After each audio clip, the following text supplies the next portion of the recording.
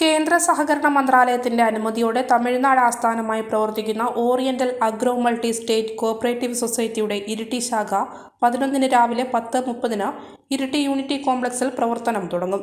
കർഷകർക്കും കാർഷിക ഉൽപ്പന്നങ്ങൾക്കും സംരക്ഷണം ഉറപ്പാക്കുന്നതിനു വേണ്ടിയാണ് ജില്ലയിൽ മലയോര മേഖലയായ ഇരിട്ടിയിൽ സൊസൈറ്റി ആരംഭിക്കുന്നതെന്ന് ഭാരവാഹികൾ വാർത്താസമ്മേളനത്തിൽ പറഞ്ഞു. കർഷകരുടെ ഉൽപ്പന്നങ്ങൾ ശേഖരിക്കുന്നതിന് അഗ്രോ ബസാർ ആരംഭിക്കും. ഇതിനുള്ള നടപടികൾ ആരംഭിച്ചതായും ഭാരവാഹികൾ കൂട്ടിച്ചേർത്തു. തിങ്കളാഴ്ച രാവിലെ 10:30 സഹകരണ സംഘം ചെയർമാൻ ജെയിംസ് അലക്സാണ്ടർ ഉദ്ഘാടനം ചെയ്യും.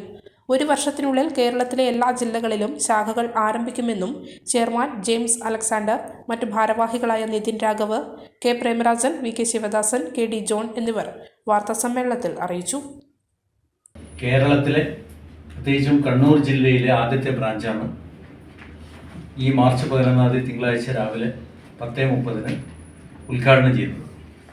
രാവിലെ 8 മണിക്ക് തന്തോടുള്ള ഫാദർ അത് വെഞ്ചരിപ്പ് ചെയ്യുന്നു. അത് കഴിഞ്ഞ് 10:30 മണിക്ക് ഈ സ്ഥാപനത്തിൻ്റെ ചെയർമാൻ ശ്രീ ജെയിംസ് അലക്സാണ്ടർ സാറാണ് ഉദ്ഘാടനം ചെയ്യുന്നത്. ചെയർമാൻ ഇവിടെയുണ്ട്. ഇരിട്ടിയിലെ സാമൂഹ്യ സാംസ്കാരിക മേഖലകളിലുള്ള രാഷ്ട്രീയ മേഖലകളിലുള്ള പ്രമുഖരായ ആളുകൾ ഈ ചടങ്ങിൽ പങ്കെടുക്കും. ഈ സൊസൈറ്റി ലക്ഷ്യമിടുന്നത് ഇരിട്ടി പോലുള്ള മലയോര മേഖലയിലുള്ള കർഷകരുടെ ക്ഷേമവും അവരുടെ സ്വാശ്രയത്വവും സമ്പാദ്യശീലവും വളർത്തുക എന്നുള്ള ഉദ്ദേശത്തോടുകൂടി തന്നെയാണ് ആരംഭിച്ചിട്ടുള്ളതും അതിൻ്റെ പ്രവർത്തനവും അത് തന്നെയാണ്.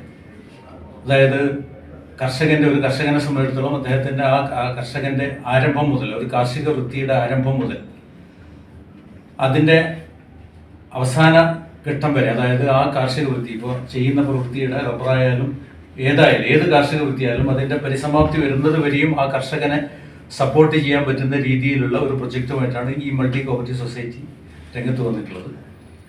അതിൽ ബ്രാഞ്ചുകളുണ്ട്. ആ ബ്രാഞ്ചുകളിൽ ഇപ്പോൾ നടന്നുകൊണ്ടിരിക്കുന്നുണ്ട്. പ്രത്യേകിച്ചും ഇരിട്ടി സെലക്ട് ചെയ്യാൻ കാരണം മലയോര മേഖലയാണ്, കർഷകരുടെ കൂട്ടായ്മയുള്ള ഒരു ഏരിയ ആയതുകൊണ്ട് പരമാവധി കർഷകരെ സഹായിക്കാനും അതുപോലെ തന്നെ സെൻട്രൽ ഗവൺമെന്റിന്റെയും സ്റ്റേറ്റ് ഗവൺമെന്റിന്റെയും സബ്സിഡൈസ്ഡ് ആയിട്ടുള്ള ഒരുപാട് ഉപകരണങ്ങളും സംവിധാനങ്ങളും ഉണ്ട്.